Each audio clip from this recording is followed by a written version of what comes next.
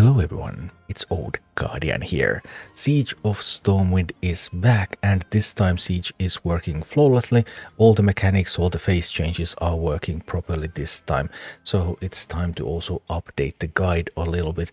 I went in with a little bit lower levels this time, under leveled with all of the bosses, so that I would get the real experience of doing the siege when you're just climbing up the ranks. And Siege was a lot of fun, and I have some excellent strategies for you for all bosses, even while you're underleveled. So the first boss, General Magus, has an army of Gnoll Brutes, Griffin Riders, Harpies, Huntresses, Mountaineers and Murloc Tide Hunters. And when General Magus changes phases, he will charge straight down and then back up again, and he will take the top two towers back. So you really want to hold on to the center tower and then make more pushes from there whenever he takes the top towers back, and that's pretty much what happens at General Magus. And these are the lineups that we use to beat General Magus. Note that General Magus all minis deal physical damage, so armored minis are excellent in this one. I had my free-to-play account playing Tyrion. I intentionally misplaced all the minis in different slots so that they wouldn't get the bonus levels, so that they would be a little bit lower level. And then on the other account, Turtle was playing a week-old account, so 1 week low spender account. That's as far as he had managed to get it, and that's what we got. So going in with this armored team, Tyrion, footmen, armored, healing. See where this is going. Then some unbounds, because there's all these range units behind these barriers. So Wellpecks, dropping safe pilots on them, even dropping some blizzards. And then a little bit of firepower behind the footmen in the form of Witch Doctor and the Pyromancer. And that was the main solution for this one. The second boss, Innkeeper Allison, has an army that consists of Device Bandits, Firehammers, Footmen, Harvest Golem, Huntress and Mountaineer. And as Allison faces, Allison will start throwing barrels that are going to destroy a tower, or they're going to hit your base, and they explode, and they also destroy all units, including flying units, so you can't have flying units around the tower, they will also be taken down. Fire elementals will start to spawn from the fireplace to the right, and once you enter third base, Murlocs and chickens are also going to spawn from the entrance to the left. So the main Innkeeper Allison strategy that I have used is that both players start by pushing different towers. The one who pushes the right tower makes the first push against Allison and will get her to the second phase.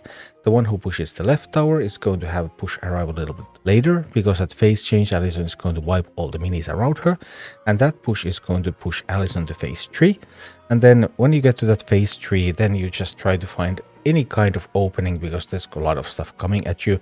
But once you find any kind of opening, you will use that opening, push at Allison, and Allison is going to die.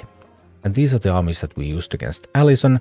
Physical damage is good, flyers are good, there's fire elementals, and flyers are just strong. So Harpies, Quillbore, typically against Allison, Harpies doing the damage, Quillbore turning Allison around. Also getting some damage in from Wellbecks, Plague Farmer, Bat Rider, and also the Troll. The weak-old account didn't quite have all the minis leveled up, so it made do with what it could. And finally, the third boss, Highlord Bolvar, the most difficult boss in this siege, has an army of footmen, Griffin Riders, Harpies, Whole Novas, Prowlers, and Worgen. Prowlers and Worgen can be really annoying. And then there's also a lot of those elite Stormwind footmen coming at you. And phases, Highlord Bolvar, once you face Highlord to phase 2, is going to plant a Stormwind flag, and that's going to buff Bolvar's units. Depending on the color that's shown, the buff will change. So yellow one is some kind of mega abilities, life steals and resistance. That's actually super strong. It's very difficult to beat those minis. Red one is Bloodlust, blue one is Freeze. Red and blue, they're no problem at all, but the yellow one can really make things tricky. So when it's yellow, you have to defend very carefully. Also, whenever Bolvar faces, then he's going to consecrate all the towers and around himself, so units that are either really close to Bolvar or close to one of the towers are going to be destroyed. But there's also spaces in between where units will not be destroyed. Because Bolvar uses so many squad minis, area damage is especially useful, and for Bolvar we actually went with two different armies that are complementing each other. So I was playing with Sneed, so Sneed gives you more gold when Sneed's siege units takes towers, take chests. There's plenty of tower and chest taking in this one. So I have Sneed and I have Meatwagon for those purposes. Then I also have a little bit of area damage. So I have the Witch Doctor, the Ogre Mage, and the Pyromancer. And I have a Frostwolf Shaman. And the purpose of Frostwolf Shaman is actually to support the Abomination from the other army. Sneed itself cannot buff Abomination, so Sneed doesn't want to run that, but the other player is running Abomination. I'm just going to buff it. And I'm also running Execute. We're actually both running Execute because in the third phase it can be quite difficult to reach Bolvar, so you can also just cycle and execute at that point. And Turtle was playing with Baron Rivendare. I think something like Tyrion would have been optimal, but Tyrion didn't have any arm slots yet. This is a weak old account. So Baron Rivendare with Meatwagon, with Abomination, some Whelpegs, Chimera, Execute, and Pyromancer as well, with the plan that Rivendare is going to build defensive barriers with Whelpegs, and Rivendare is going to push with the Abomination, and Sneed is going to try to earn as much gold for the team as possible, and then at the end both players have access to Execute and boom boom and take Bolvar down. And this is what all of these bosses look like in action. So here we go up against General Magus. And there's all those archers behind the barriers, so we can use unbounds on them. But we also want to just start pushing with our armored troops. So I'm pushing with the Tyrion and the Footmen. There's also a Dragonette going out there. So Tyrion, Footmen, they just need some kind of damage dealers behind them. So now I have a Pyromancer and I have a Witch Doctor out there. Getting some unbounds to take down some of the archers, and the push is going in. The push is going in well, and taking the middle tower. That middle tower is really the key to this one. You want to hold on to that one because the top towers will be lost when Magus is going to go through phases, but the middle tower is not. I actually think we lost it in this one. Even this wasn't quite the cleanest of pulls, but still it got the job done. So that's what we want. Now we have a couple of Tyrions, we have a Dragisat. The Tyrions are falling behind a little bit though, unfortunately. Need to get some troops also on the other side. We want to take both of the towers, and we want to try to mine. The pair of Tyrions are pretty good at surviving, at the very least, so there we go. Having the Tyrions take some towers, Dragisat taking some towers, and all of those archers or arbalists behind the protective cover is a little bit awkward. But we can drop some unbound units on them. That's going to be fine. And once you have the middle tower is actually also just going to kill some of them, like you could see over there, and that means that there will be room for me to get minis out there and get to mine. Alright, so the first push has reached General, and General is taking damage and taking some more damage, and I really thought that we were going to get the phase there, but we didn't. Well, we'll try again with some safe pilots, and seriously? Yep. Still couldn't do it. Now we overcommitted a little bit. And here comes phase change, charge to the middle, charge back up, destroy both towers. And I'm trying to get the push on the towers, but I'm a little bit too late. So, yeah, push really didn't go. Much of this fight didn't really go the ideal way. And here we actually managed to lose the middle tower, which is pretty much a disaster. You really don't want that to happen. But Magus is a fairly lenient boss. This is a nice, cozy start to the siege, so this is still going to be doable, even with these difficulties. We're now actually taking the tower in the top right, even though we don't have the middle tower. But we really want to get the middle tower back before the phase change, so that we'll be able to use that as our base again when the top towers are going to be destroyed. Here we have another Tyrion push going in. Magus has a cleave attack, so he deals a whole bunch of damage. But But overall things are going quite nicely. Pyromancer, ooh, did a lot of work there. Very good job by the Pyromancer.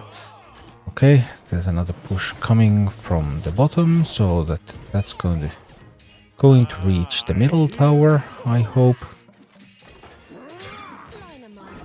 Marcus's cleave is quite a thing. And we still haven't gotten the middle tower back. So yeah. But then again, this also goes to show that not everything is always perfect, but you are still able to make do with what you've got. So still trying to push that middle tower. I'm trying to figure out what would be the best way that I could do to support the push. And now we have some footmen coming.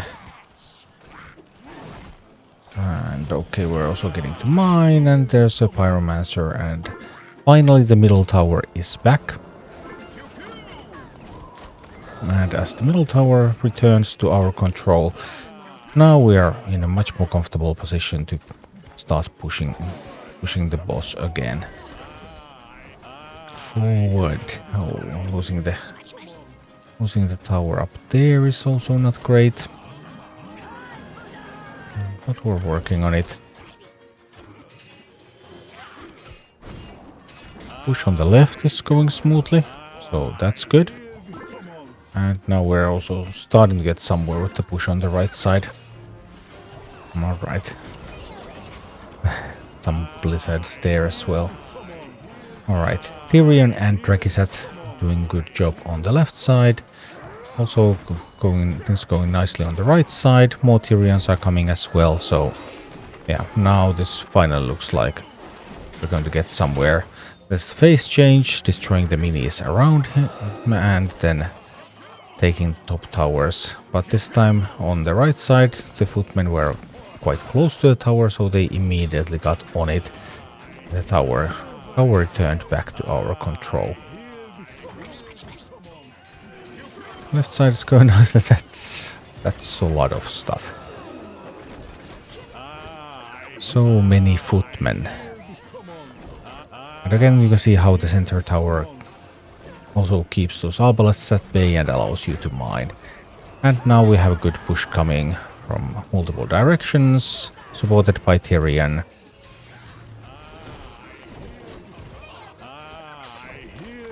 Multiple footmen, multiple Tyrions. General just does not have what it takes to survive that, and that's Marcus. For Allison, we had a clear plan. I would be going right, Turtle would be going left. I would push at Allison first, then get the first phase change in. Then Turtle would push in, get the second phase change in, and after that, we'll just see what happens. I mean, there's going to be all those barrels and stuff. Whenever we get an opening, we're just going to use that opening to push, and then Allison is going to die. So that was the plan anyway.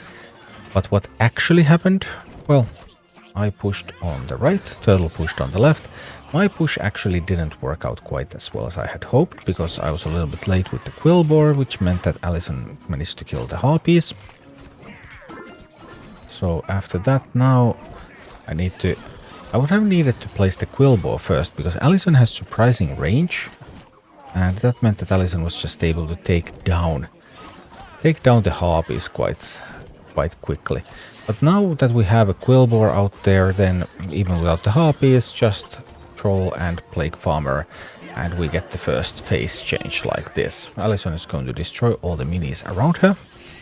And then the phase is going to be changed, and then there's going to be all these barrels. And as you can see, the barrel destroyed the flying units, so it was not a good idea to place flying units there. And now fire elementals begin to spawn from the fireplace. But that's okay, I'm trying to fight for this tower. There's going to be more barrels, yep, and more fire elementals. And meanwhile, Turtle has finished taking the left tower, and Turtle's push has reached Allison, and that's going to get the second phase change in. And now Allison's phase changes again destroyed the push. Allison is going to be moving around. There's going to be Murlocs and Chicken as well. And from here, it's just a matter of trying to find an opening. All we need is one opening from here, one path to Allison. Might even be able to do it with just 12x and Quillboard that we already have in the army. But basically it's just one small opening towards Allison. One good push and Allison is going to die because Allison does not have a ton of health. So once you can challenge her, she will go down. So now this is, I'm hoping this is going to be the push. I was thinking whether I need to help defend the left side. But no, the barrels. Multiple barrels coming. And that actually eradicated my push, and that was a little bit inconvenient. So, okay. Trying to gain control. Those trying to gain control on the other side while also defending. And now we actually would have a good thing going here. Except that, nope, not quite. But maybe? Plague Farm, no, Path Riders, Plague Farmers. Not quite reaching Allison. Now I'm thinking, okay, this is going to be the push. I'm going to get these harpies out there, but no, the Harvest Golem. And then the barrels come again, and ouch. Allison is really, really low at this point though, and now Turtle managed to break through on the other side, which means that Turtle's push is going to meet Allison. All I need to do is defend here a little bit, and Turtle's push actually failed to kill Allison. Oh, well, there's going to be another one, I'm sure. I'm trying to get something right through the middle. Plague Farmer, just a little bit of something. Quillboard to defend. And maybe a little bit of Whelpex. Allison is so low now.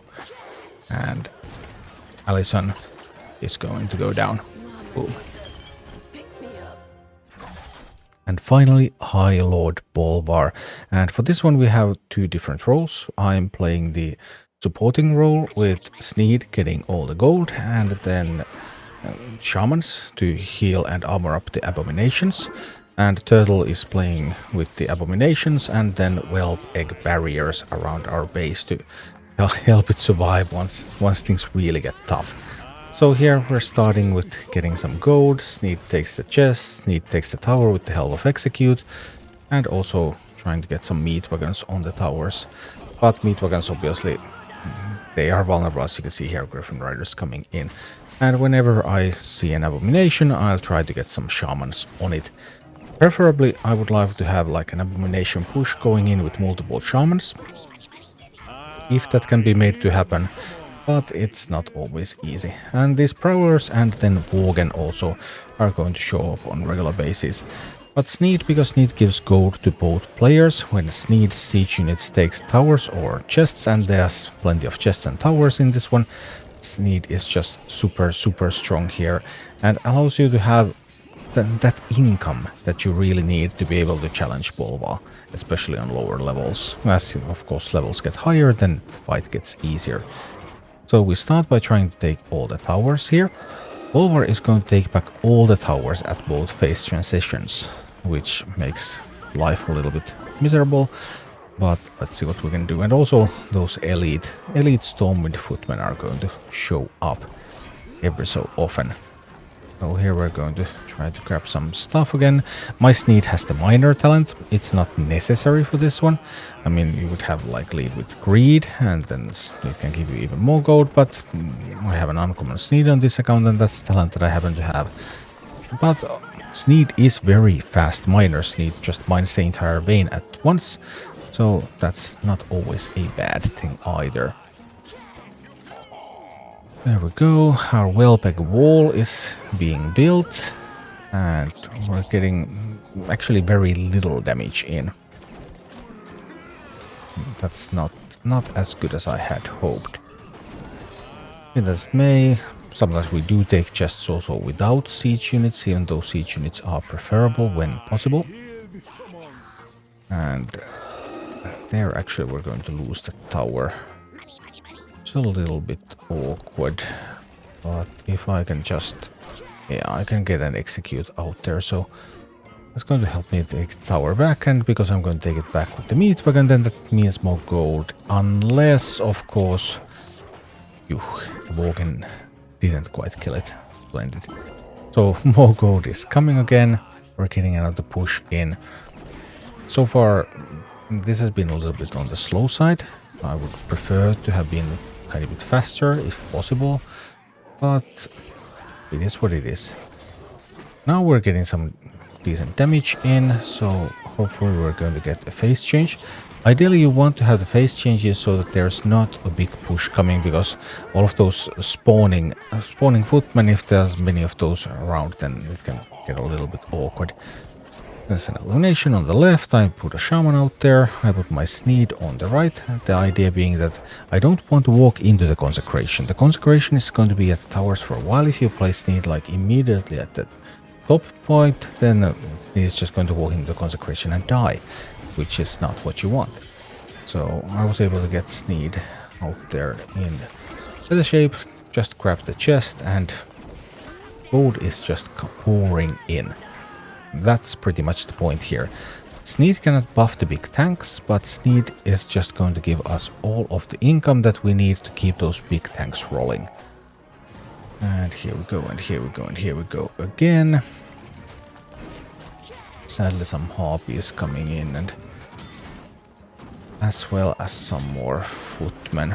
But we managed to take the middle tower, we managed to take it with a meat wagon, that's a siege unit, so that's extra gold again.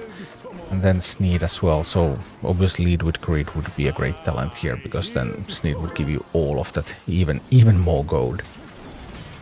We're already making a good chunk of gold here. I'm hoping that we get the middle tower up and maybe play another shaman out there. Mine a little bit, get another shaman out there. More armored abominations. Okay, so the next phase is rapidly approaching. We just need to take some chests in advance from the top side, and now I'm trying to position my minis here at the bottom, and as you can see there are a lot of whelpecks around our base at this point, which is good because now the real trouble begins. Phase 3 and the yellow buff, I don't even know exactly what that does. I mean, it gives them lifesteal, that much is obvious.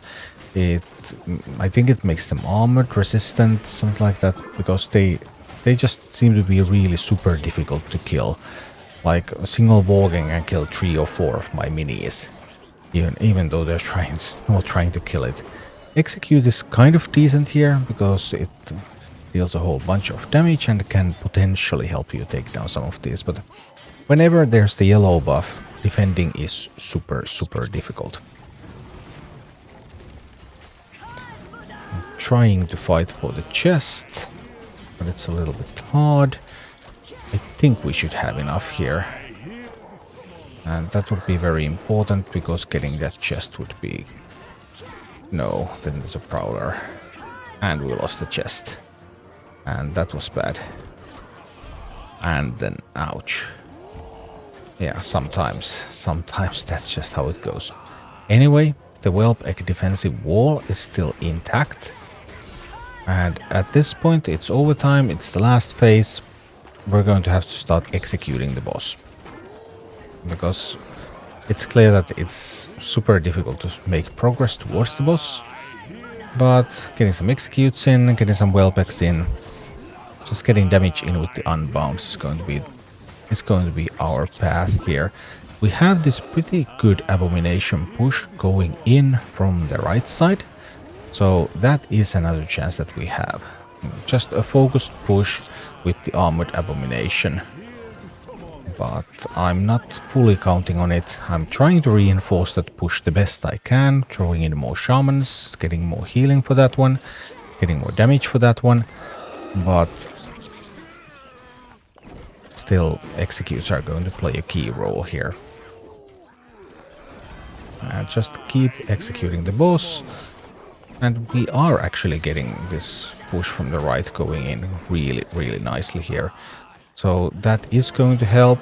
That is also going to deal some damage to the boss, and throw in some executes, and Bolvar finally falls. Thank you for watching. click like and subscribe if you enjoyed this, and a special thanks to all of my Patreon supporters, YouTube members and Twitch subscribers who make all of these videos possible.